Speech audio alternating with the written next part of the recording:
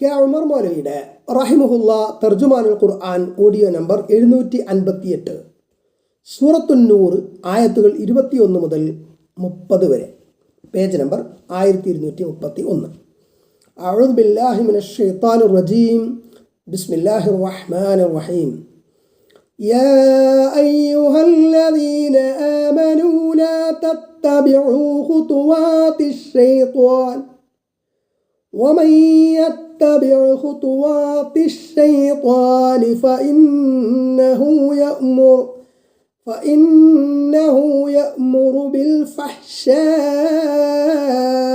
والمنكر ولولا فضل الله عليكم ورحمته ما زكى منكم من أحد أبدا ولكن الله يزكي من يشاء والله سميع عليم. ولا يأتل أولو الفضل منكم والسعة أن يؤتوا أولي القربى والمساكين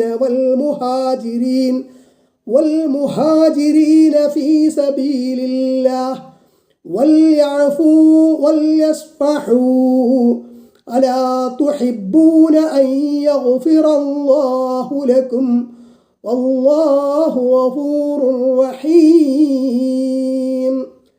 إن الذين يرمون المحصنات الغافلات المؤمنات لعنوا في الدنيا والآخرة ولهم عذاب عظيم.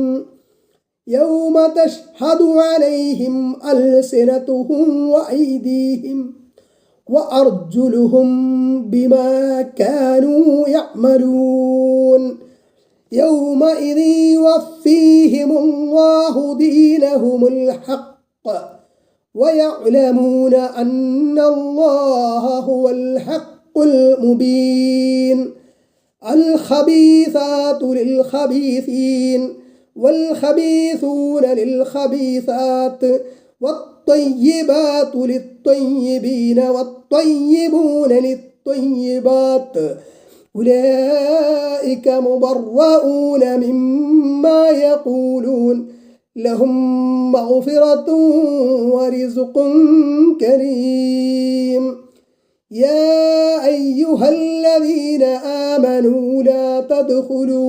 لا تدخلوا بيوتا غير بيوتكم حتى تستأنسوا وتسلموا على أهلها ذلكم خير لكم لعلكم تذكرون.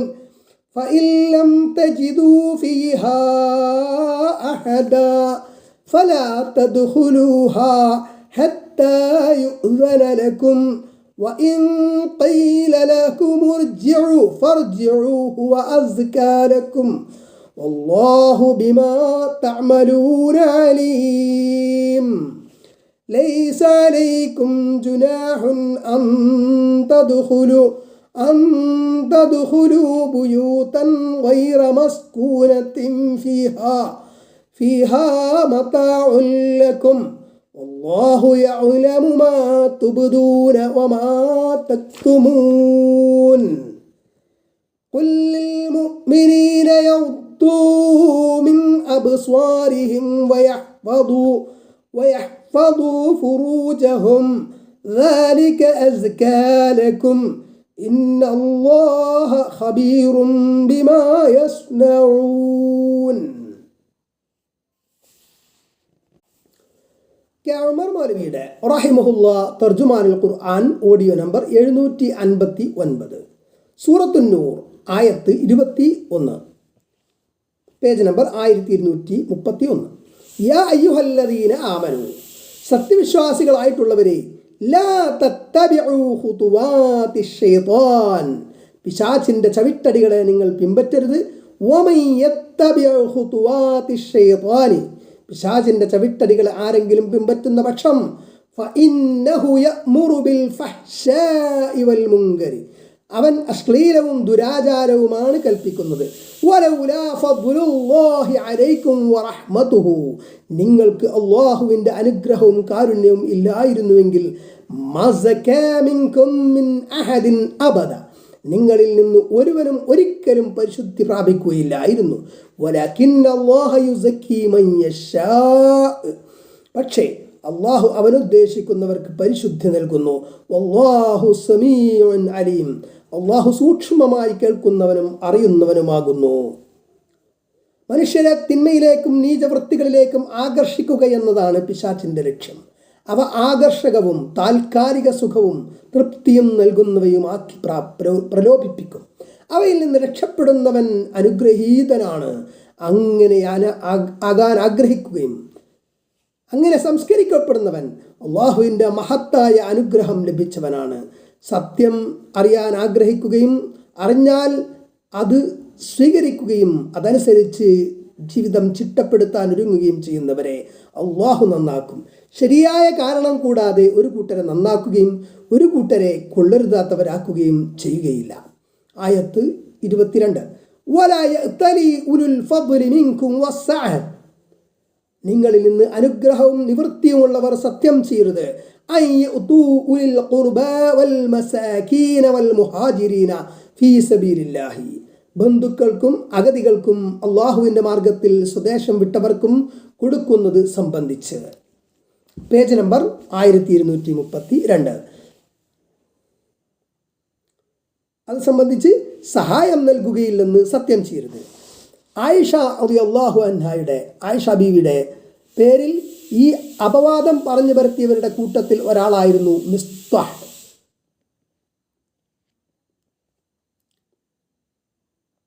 റളിയല്ലാഹു അൻഹു. അദ്ദേഹം അബൂബക്കർ സിദ്ദീഖ് റളിയല്ലാഹു അൻഹുവിൻ്റെ ഇളയമ്മയുടെ മകനാണ്. അദ്ദേഹം ആദ്യ മുഹാജിറുകളിൽപ്പെട്ടയാളാണ്. ബദ്ർ യുദ്ധത്തിൽ പങ്കെടുത്തിട്ടുമുണ്ട്.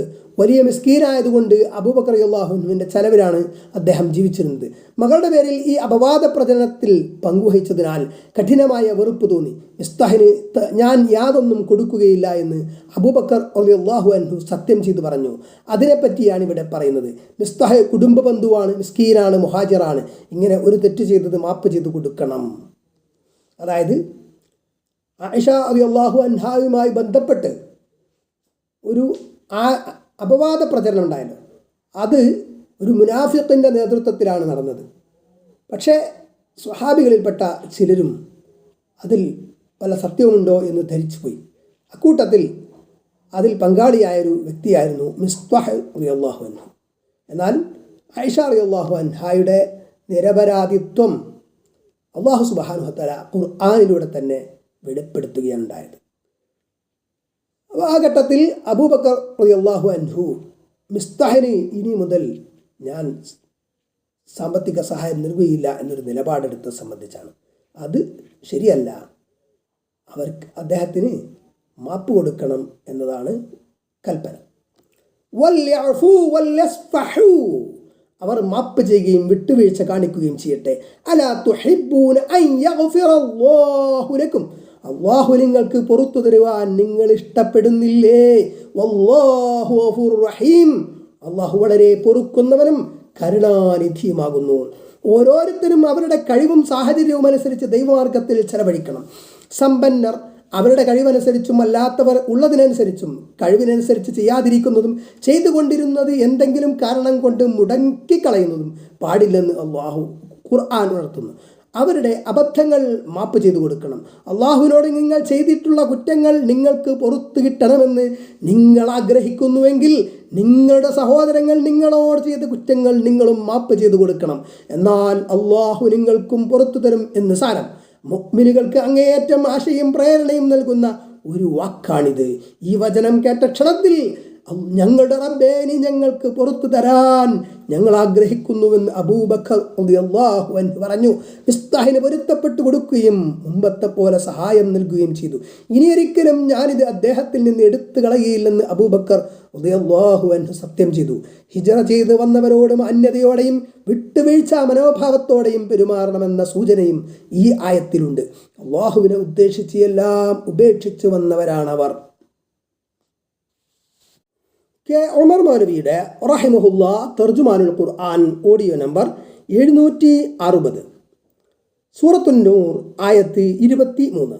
ഇന്നല്ലദീന യർമൂനൽ മുഹ്സനാത്തിൽ ഗാഫിലാത്തിൽ മുഅ്മിനാത്തി, നിശ്ചയമായും പതിവ്രതകളും ദുർനടപടിയില്ലാത്തവരും സത്യവിശ്വാസിനികളുമായ സ്ത്രീകളെപ്പറ്റി അപവാദം പറയുന്നവരാരോ അവർ ലുഇനൂ ഫിദ് ദുനിയാ വൽ ആഖിറതി, ഇഹലോകത്തും പരലോകത്തും അവർ ശപിക്കപ്പെട്ടിരിക്കുന്നു. ദുർവൃത്തികളിൽ ഒട്ടും താല്പര്യമില്ലാതെ അതിനെപ്പറ്റി തീർത്തും അശ്രദ്ധരായി അത്തരം ദുഷ്പ്രവർത്തികൾ ചിന്തയിൽ പോലും വരാതെ കഴിഞ്ഞുകൂടുന്ന തികച്ചും ശുദ്ധഗതിക്കാരായ സ്ത്രീകളെ സംബന്ധിച്ചാണ് ഗാഫിലാത്ത് എന്ന് പറയുക. ഇവരെപ്പറ്റി ദുരാരോപണം നടത്തരുതെന്നാണല്ലോ താക്കീത് ചെയ്യുന്നത്. അപ്പോൾ ഇതല്ലാത്ത സ്ത്രീകളെപ്പറ്റി ആരോപണം നടത്താമെന്നർത്ഥമില്ല. സദ്വൃത്തകളെ സംബന്ധിച്ചുള്ള അപവാദം കൂടുതൽ അപകടകരമാണെന്ന് വ്യക്തമാക്കുന്നു എന്നേ ഉള്ളൂ. 7 വൻപാപങ്ങളിൽ പെട്ടതാണിതെന്ന് നബി സല്ലല്ലാഹു അലൈഹി വസല്ലം പ്രത്യേകം താക്കീത് ചെയ്തതായി കാണാം. അബൂ ഹുറൈറ റളിയല്ലാഹു അൻഹു ഉദ്ധരിക്കുന്നു, നബി സല്ലല്ലാഹു അലൈഹി വസല്ലം പറഞ്ഞു, പേജ് നമ്പർ 1233, 7 വിനാശകരങ്ങളായ പാപങ്ങൾ നിങ്ങൾ വർജിക്കുവീൻ. അവ ഏതാണ്? ചോദ്യമുയർന്നു. തിരുമേനി പറഞ്ഞു, അള്ളാഹുവിൽ പങ്കു ചേർക്കുക, മാരണം ചെയ്യുക, അള്ളാഹു വിരോധിച്ച ദേഹത്തെ നീതിന്യായ പ്രകാരമല്ലാതെ കൊലപ്പെടുത്തുക, പലിശ തിന്നുക, അനാഥയുടെ സ്വത്ത് തിന്നുക, പടപൊരുതുന്ന ദിവസം തിരിഞ്ഞോടുക, പതിവ്രതകളും ശുദ്ധഹൃദയങ്ങളും സത്യവിശ്വാസിനികളുമായ സ്ത്രീകളെപ്പറ്റി വ്യഭിചാരോപണം നടത്തുക എന്നിവയാകുന്നു. ബുഖാരി 2766, മുസ്ലിം 272. വലഹും അദാബുൻ അദീം, അവർക്ക് വമ്പിച്ച ശിക്ഷയുണ്ട്. ആയത്ത് 24, യൗമ തശ്ഹദു അലൈഹിം അൽസിനതുഹും വഅയ്ദീഹിം വഅർജുലുഹും ബിമാ കാനൂ യഅമലൂൻ, അവരുടെ നാവുകളും കൈകളും കാലുകളും അവർ ചെയ്തുകൊണ്ടിരുന്നതിനെ സംബന്ധിച്ച് അവർക്കെതിരായി സാക്ഷി പറയുന്ന ദിവസം, അവരുടെ എല്ലാ കാര്യങ്ങളെ സംബന്ധിച്ചും അവർക്കെതിരായി അവരുടെ ശരീരാവയവങ്ങൾ സാക്ഷി പറയും. അതനുസരിച്ച് ശിക്ഷ നടത്തപ്പെടുകയും ചെയ്യും. അന്ന് ഈ അപവാദത്തിൻ്റെ ശിക്ഷ അവരനുഭവിക്കും. പാപങ്ങൾക്ക് അവ ചെയ്ത അവയവങ്ങൾ തന്നെ സാക്ഷി പറയും. കൈകാലുകളും മറ്റും സാക്ഷി പറയുന്നത് എങ്ങനെയെന്ന് അത്ഭുതപ്പെടേണ്ടതില്ല. അവരുടെ വായുകൾക്ക് മുദ്രവെക്കുകയും കൈകൾ നമ്മോട് സംസാരിക്കുകയും കാലുകൾ സാക്ഷി പറയുകയും ചെയ്യുമെന്ന് യാസീൻ 65 പറയുന്നുണ്ട്. എങ്ങനെയാണ് നിങ്ങൾക്ക് സാക്ഷി പറയാൻ കഴിയുന്നതെന്ന ചോദ്യത്തിന് എല്ലാ വസ്തുക്കളെയും സംസാരിപ്പിച്ചവനായ അള്ളാഹു ഞങ്ങളെയും സംസാരിപ്പിക്കുകയാണ് എന്ന് തൊലികൾ പറയുന്നതായി ഫുസ്സിലത്ത് 21 കാണാം. അള്ളാഹു എല്ലാത്തിനും കഴിവുള്ളവനാകുന്നു. ആയത്ത് 25, അന്ന് അള്ളാഹു അവരുടെ യഥാർത്ഥമായ പ്രതിഫലം പൂർത്തിയാക്കി കൊടുക്കും.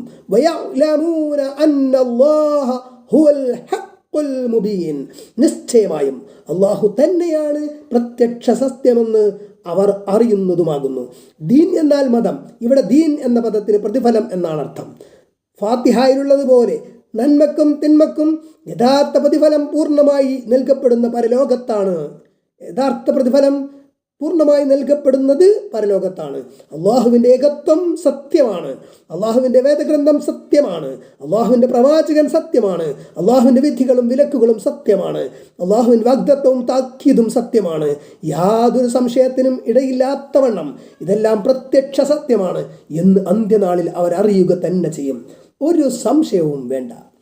പേജ് നമ്പർ ആയത്ത് 26, അൽ ഖബീസാത്തു ലിൽ ഖബീസീന, ദുഷിച്ച പെണ്ണുങ്ങൾ ദുഷിച്ച ആണുങ്ങൾക്ക്, വൽ ഖബീസൂന ലിൽ ഖബീസാത്തി, ദുഷിച്ച ആണുങ്ങൾ ദുഷിച്ച പെണ്ണുങ്ങൾക്കും, വത്വയ്യിബാതു ലിത്വയ്യിബീന, നല്ല പെണ്ണുങ്ങൾ നല്ല ആണുങ്ങൾക്കും, വത്വയ്യിബൂന ലിത്വയ്യിബാത്തി, നല്ല ആണുങ്ങൾ നല്ല പെണ്ണുങ്ങൾക്കുമാകുന്നു. Page number 1234.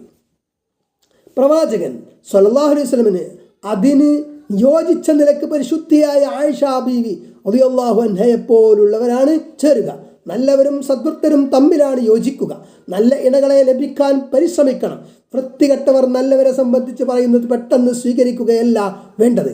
പറയുന്നവരെയും പറയപ്പെടുന്നവരെയും സംബന്ധിച്ച് ശരിക്കന്വേഷിക്കണം. ഉലൈക മുബറഊന മിമ്മാ യഖൂലൂന, ഇവർ പറയുന്നതിൽ നിന്ന് നിരപരാധിത്വം പ്രഖ്യാപിക്കപ്പെട്ടവരാണവർ. ലഹും മഗ്ഫിറത്തുൻ വറിസ്ഖുൻ കരീം, അവർക്ക് പാപമോചനവും മാന്യമായ ഉപജീവനവുമുണ്ട്. ആയിഷ റളിയല്ലാഹു അൻഹ, സഫ്വാൻ ഇബ്നു മുഅത്തൽ റളിയല്ലാഹു അൻഹു എന്നിവർ ഈ അപവാദം കേട്ട് സഹിക്കേണ്ടി വന്നതിൻ്റെ പ്രതിഫലമായി അവർ ഇതല്ലാത്ത വേറെ വല്ല കുറ്റവും ചെയ്തിട്ടുണ്ടെങ്കിൽ അതും അവർക്ക് അള്ളാഹു പുറത്തു കൊടുക്കും.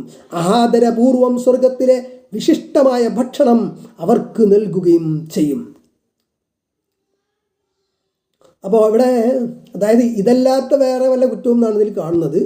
ഈ വിശദീകരണത്തിൽ ഇതിൽ അവർ നിരപരാധികളാണ്. അവർ യാതൊരു തെറ്റും യഥാർത്ഥത്തിൽ ചെയ്തിട്ടില്ല. എന്ത് തെറ്റ് ചെയ്തിട്ടുണ്ടെങ്കിലും ഇത് അല്ലാത്തതെന്ന് പറഞ്ഞാൽ ഇവിടെ ഈ തെറ്റാണെന്നോ ഇത് തെറ്റ് ചെയ്തു എന്നോ അല്ല, ഇതൊരു അപവാദം, ഒരു ആരോപണമായിരുന്നല്ലോ. അപ്പോൾ അതിൽ അവർക്കുണ്ടായ വിഷമത്തിന് പകരമായി അവരുടെ മറ്റു തെറ്റുകൾ, ഇതര തെറ്റുകൾ പൊറുക്കപ്പെടും എന്നതാണ്. അല്ല ഇത് തെറ്റാണ് എന്ന അർത്ഥത്തിലല്ല പറയുന്നത്, പ്രത്യേകം ശ്രദ്ധിക്കണം. അഭിലഷണീയമല്ലാത്ത കാര്യങ്ങൾ സംഭവിക്കാതിരിക്കാൻ സമൂഹത്തിലെ ഓരോ വ്യക്തിയും ചില മര്യാദകൾ പാലിക്കേണ്ടതുണ്ട്. മനുഷ്യൻ്റെ സ്വകാര്യതയും അന്തസ്സും ഇത്രയേറെ സംരക്ഷിക്കുന്ന മറ്റൊരു മതവുമില്ല. ചില നിർദ്ദേശങ്ങൾ താഴെ വിവരിക്കുന്നു. കഅമർ മൗലവിയുടെ റഹിമഹുല്ലാ തർജുമാനുൽ ഖുർആൻ ഓഡിയോ നമ്പർ 761, സൂറത്തുൻ നൂർ ആയത്ത് 27. യാ അയ്യുഹല്ലദീന ആമനു, വിശ്വാസികളായിട്ടുള്ളവരെ, ലാ തദ്ഖുലു ബുയൂതൻ ഗൈറ ബുയൂതികും, നിങ്ങളുടെ വീടുകളല്ലാത്ത വീടുകളിൽ നിങ്ങൾ കടക്കാൻ പാടില്ല. ഹത്താ തസ്തഇനിസു വതുസല്ലിമു അലാ അഹ്ലിഹാ, നിങ്ങൾ സമ്മതം ചോദിക്കുകയും വീട്ടുകാർക്ക് സലാം പറയുകയും ചെയ്തിട്ടല്ലാതെ. അനുവാദം ചോദിക്കുന്നത് മാന്യവും ഹൃദ്യവുമായ ശൈലിയിലായിരിക്കണമെന്ന് താഴെ പറയുന്ന ദാലിക്കും ഖൈറുൽ ലക്കും എന്ന പ്രയോഗത്തിൽ നിന്ന് ഗ്രഹിക്കാം. സലാം പറയുന്നതിനെ പറ്റിയ നിസാ 86 വിവരിച്ചത് നോക്കുക. ദാലിക്കും ഖൈറുൽ ലക്കും, നിങ്ങൾക്കതാണ് ഉത്തമം.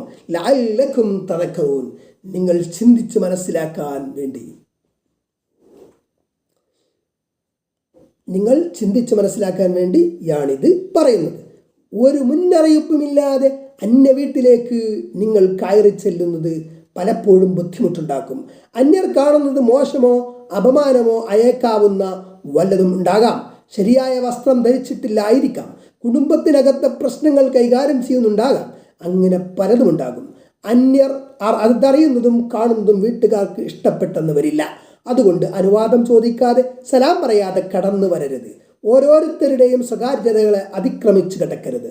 സലാം എന്നത് നന്മക്കും ശാന്തിക്കുമായുള്ള ഒരു പ്രാർത്ഥനയും ആണെന്നോർക്കുക. അന്യരുടെ വ്യക്തിപരമോ കുടുംബപരമോ ആയ കാര്യങ്ങളിൽ ആവശ്യമില്ലാതെ ഇടപെട്ടുകൂടാ. പരമാവധി മാന്യതയും അന്തസ്സും പുലർത്തണം. ആയത്ത് 28. ഫഇല്ലം തജ്ദു ഫീഹാ അഹദ, അവിടെ നിങ്ങൾ ആരെയും കണ്ടെത്തിയില്ലെങ്കിൽ, പേജ് നമ്പർ 1235. ഫലാ തദ്ഖുലുഹാ ഹത്താ യുഅ്ദന ലക്കും, നിങ്ങൾക്ക് സമ്മതം ലഭിക്കുന്നത് വരെ അവിടെ നിങ്ങൾ കടക്കരുത്. വഇൻ ഖീല ലക്കും ഇർജിഉ, മടങ്ങിപ്പോകുവീൻ എന്ന് നിങ്ങളോട് പറയപ്പെട്ടാൽ നിങ്ങൾ മടങ്ങുക.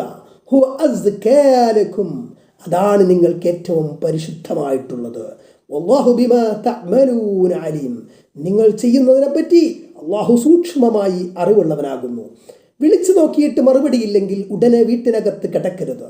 സമ്മതം ചോദിച്ചിട്ട് അനുവാദം കിട്ടുന്നില്ലെങ്കിൽ വീട്ടിൽ പ്രവേശിക്കരുതെന്ന്. അത് ചിലർക്ക് അല്പം അതിര് കടന്ന വിധിയല്ലേ എന്ന് തോന്നാം. എന്നാൽ അതാണ് ഇസ്ലാമിൻ്റെ നിയമം എന്ന് മനസ്സിലാക്കുക.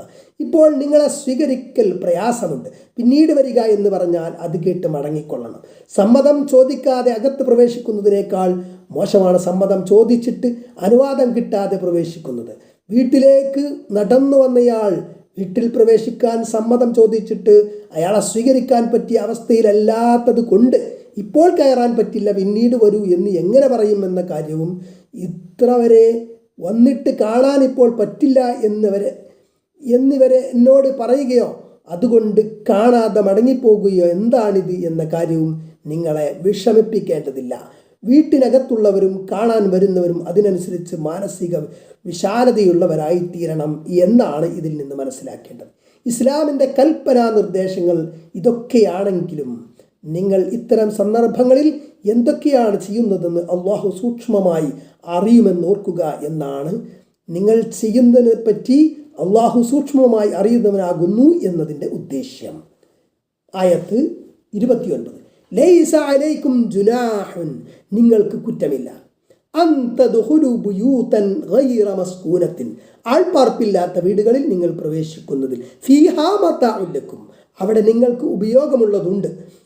എന്തെങ്കിലും ആവശ്യമുണ്ടെങ്കിൽ ആൾത്താമസമില്ലാത്ത വീടുകളിൽ അനുവാദം ചോദിക്കാതെ പ്രവേശിക്കാം. എല്ലാവർക്കും ഉപയോഗിക്കുവാൻ അനുവാദമുള്ള സത്രങ്ങൾ, മുസാഫിർ ഖാനകൾ, ഹോട്ടലുകൾ മുതലായ ഇടങ്ങളിൽ നിങ്ങൾക്ക് പ്രവേശിക്കാം. അതിന് പ്രത്യേക സമ്മതം ചോദിക്കേണ്ടതില്ല.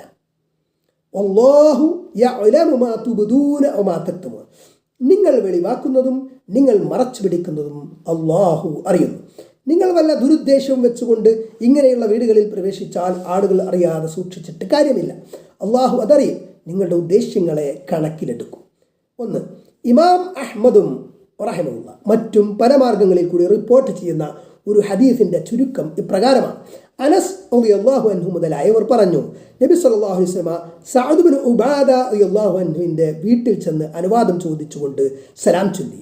സഅദ് റളിയല്ലാഹു അൻഹു സലാം മടക്കിയെങ്കിലും തിരുമേനി കേൾക്കുവാൻ മാത്രം ഉച്ചത്തിലായിരുന്നില്ല.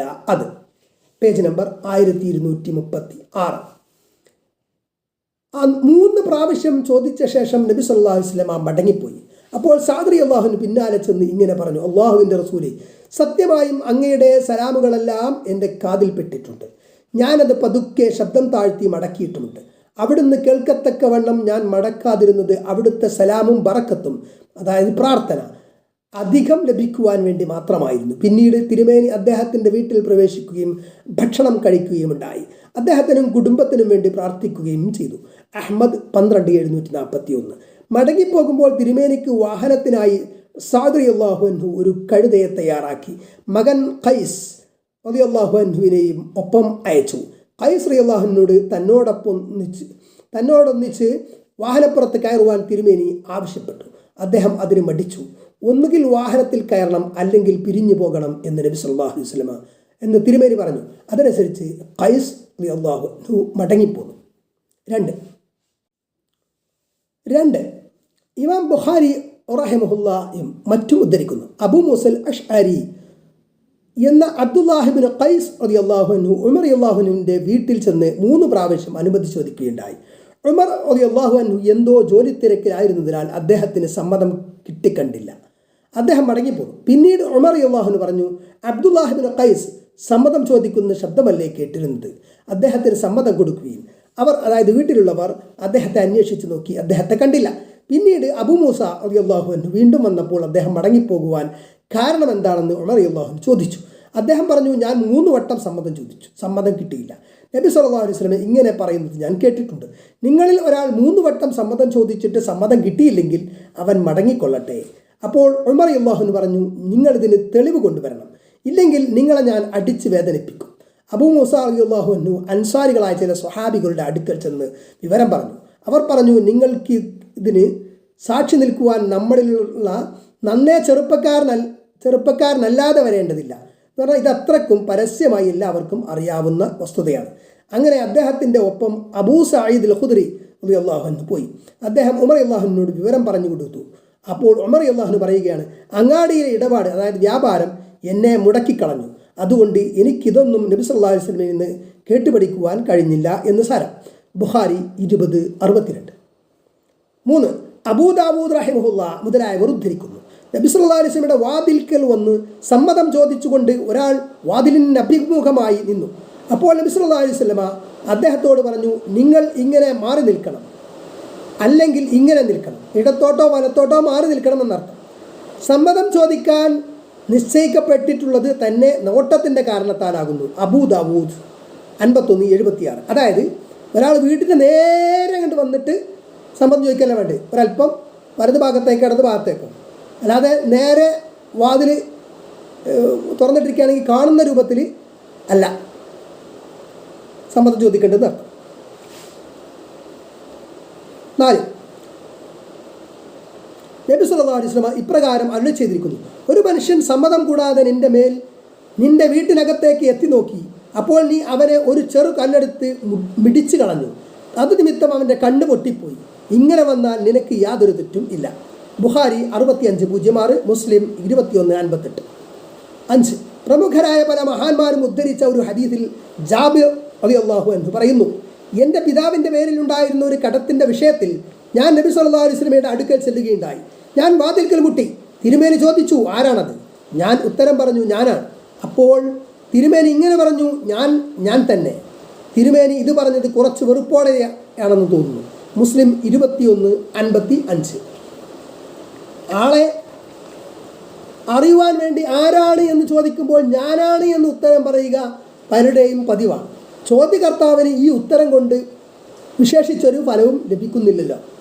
ആകയാൽ ആളെ തിരിച്ചറിയുന്ന വിധത്തിൽ സ്വന്തം പേരോ ചോദ്യകർത്താവിന് മനസ്സിലാവുന്ന തരത്തിലുള്ള മറ്റു വല്ല നാമങ്ങളോ പറയേണ്ടതാകുന്നു എന്നത്രേ നബി സല്ലല്ലാഹു അലൈഹി വസല്ലമയുടെ മറുപടി ചൂണ്ടിക്കാണിക്കുന്നു. Page number 1237. ആയത്ത് 30. പ്രവാചകരെ, വിശ്വാസികളോട് അവരുടെ കണ്ണുകൾ താഴ്ത്തുവാൻ പറയുക. അവരുടെ ഗുഹ്യാവയവങ്ങൾ കാത്തു സൂക്ഷിക്കാനും നോട്ടം താഴ്ത്തണമെന്നും ഗുഹ്യസ്ഥാനം സംരക്ഷിക്കണമെന്നും ചേർത്ത് പറഞ്ഞത് വളരെ അർത്ഥവത്താകുന്നു. വ്യഭിചാരവും ലൈംഗിക അരാജകത്വവും എല്ലാം തുടങ്ങുന്നത് നോട്ടത്തിൽ നിന്നാണ്. വലിയൊരു കുഴപ്പത്തിൻ്റെ വാതിൽ കൊട്ടിയടക്കുകയാണ് നോട്ടം താഴ്ത്തലിലൂടെ. ആണും പെണ്ണും ആകർഷിക്കുന്നത് നോട്ടത്തിലൂടെയാണ്. കാഴ്ചയും നോട്ടവും ക്ഷണിക്കലും കൂടിച്ചേരലും എല്ലാം പിന്നീട് നടക്കും. അതുകൊണ്ട് ആരംഭത്തിൽ തന്നെ തടയിടുകയാണ് ഖുർആൻ. പ്രായോഗികമായ മറ്റൊരു പരിഹാരവും നിർദ്ദേശിക്കാൻ ലോകത്ത് ഇതുവരെ മറ്റാർക്കും കഴിഞ്ഞിട്ടില്ലെന്ന യാഥാർത്ഥ്യവും ഇവിടെ ഓർക്കേണ്ടതാണ്. അതാണ് അവർക്ക് ഏറ്റവും പരിശുദ്ധമായിട്ടുള്ളത്. നിശ്ചയമായും അള്ളാഹു അവർ പ്രവർത്തിക്കുന്നതിനെ സംബന്ധിച്ച് സൂക്ഷ്മമായി അറിയുന്നവനാകുന്നു. ഇവിടെ ഒരു കാര്യം ശ്രദ്ധിക്കേണ്ടത്, നോക്കുന്നതാണ് വിരോധിച്ചത്, കാണുന്നത് വിരോധിച്ചിട്ടില്ല. അതായത് യാദൃശ്ചികമായ കാഴ്ച കുറ്റമല്ല, കരുതിക്കൂട്ടിയുള്ള നോട്ടമാണ് കുറ്റം. നോട്ടം തുടർന്നുകൊണ്ടിരിക്കുന്നതും കുറ്റമാണ്. ഇങ്ങനെ അല്ലായിരുന്നുവെങ്കിൽ വലിയ ബുദ്ധിമുട്ടായി തീരുമായിരുന്നു. അബ്ദുല്ലാഹി ബജലി റളിയല്ലാഹു അൻഹു പറയുന്നു, പെട്ടെന്നുള്ള അതായത് അവിചാരിതമായ നോട്ടത്തെപ്പറ്റി ഞാൻ പ്രവാചകനോട് ചോദിച്ചു. അപ്പോൾ അവിടുന്ന് എൻ്റെ നോട്ടത്തെ തിരിച്ചു കൊള്ളുവാൻ കൽപ്പിക്കുകയാണ് ചെയ്തത്. മുസ്ലിം 2159. നബി സല്ലല്ലാഹു അലൈഹി വസല്ലം അലി റളിയല്ലാഹുവിനോട് പറഞ്ഞു, അലി, ഒറ്റ നോട്ടത്തെ തുടർന്ന് പിന്നെയും നീ നോക്കരുത്. കാരണം ആദ്യത്തേത് നിനക്ക് അനുവദനീയമാണ്, പിന്നത്തേത് നിനക്ക് പാടില്ല. അബൂ ദാവൂദ് 21:49. അബൂ ഹുറൈറ റളിയല്ലാഹു അൻഹു ഉദ്ധരിക്കുന്നു, കണ്ണിൻ്റെ വ്യഭിചാരം നോട്ടമാണ്, കാതിൻ്റെ വ്യഭിചാരം ചെവി കൊടുക്കലാണ്, നാവിൻ്റെ വ്യഭിചാരം സംസാരവും, കയ്യിൻ്റെ വ്യഭിചാരം പിടിക്കലും, കാലിൻ്റെ വ്യഭിചാരം കാലടി വെക്കലുമാകുന്നു. ഹൃദയം ആഗ്രഹിക്കുകയും മോഹിക്കുകയും ചെയ്യുന്നു. മുഖ്യസ്ഥാനം അതിനെ യാഥാർത്ഥ്യമാക്കി തീർക്കുകയോ അല്ലെങ്കിൽ കളവാക്കുകയോ ചെയ്യും. ബുഖാരി 58:89.